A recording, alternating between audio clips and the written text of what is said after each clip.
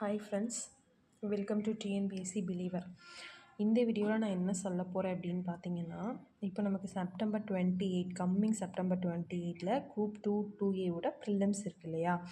இப்போது இது வந்து நான் போகிற இன்ஸ்டியூட்டோட ஒரு டெஸ்ட்டோட சிலபஸ், ஓகேவா. வாரத்துக்கு 2 டெஸ்ட்டு வந்து அவங்க வைக்கிறாங்க. அதில் ஒரு டெஸ்ட்டோட சிலபஸ் வந்து நான் இங்கே உங்களுக்கு எழுதி இந்த மாதிரி கொடுத்துருக்கேன். இது எதுக்காக அப்படின்னா, ஒரு சிலர் வந்து வீட்டில் இருந்து ப்ரிப்பேர் பண்ணுறவங்க நிறைய பேர் இருப்பாங்க. ஸோ அவங்களுக்கு யூஸ் ஆகிற மாதிரி இருக்கணும் அப்படிங்கிறதுக்காக தான் நான் இதை கொடுக்குறேன். ஸோ கடந்த குரூப் 4 வந்து நம்ம நிறைய கொஷின்ஸ் வந்து out of syllabus or out of the book வந்ததுனால நமக்கு ரொம்ப மனசுடைஞ்சு தான் போயிருப்போம்.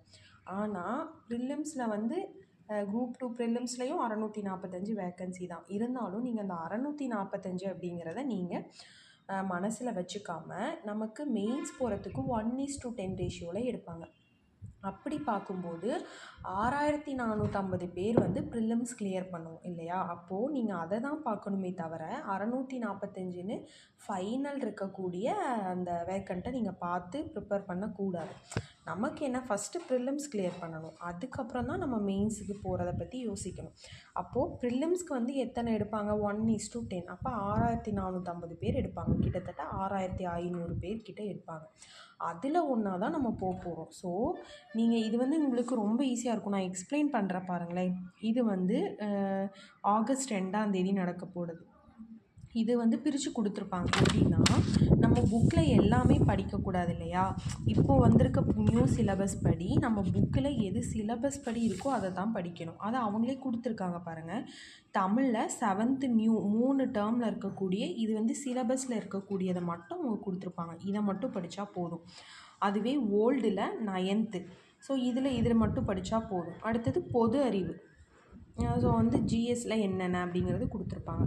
அடுத்தது மேக்ஸில், அடுத்தது எக்ஸ்ட்ரா. இது எல்லாமே முடிச்சுட்டு உங்களுக்கு எக்ஸ்ட்ரா வேணும்னா இதை நம்ம வந்து பார்த்து.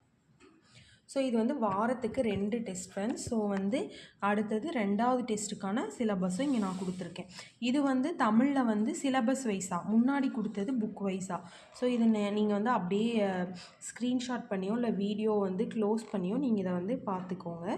இது உங்களுக்கு ரொம்ப யூஸ்ஃபுல்லாக இருக்கும் வீட்டில் இருந்து ப்ரிப்பேர் பண்ணுறவங்களுக்கு. அப்படிங்கிறதுனால தொடர்ந்து நான் வீடியோஸ் இதை ஓரியன்டாக நான் போட போகிறேன். நீங்கள் இதை வந்து பார்த்து உங்களுக்கு யூஸ்ஃபுல்லாக இருக்கும். தயவு செஞ்சு படிங்க எல்லாரும்.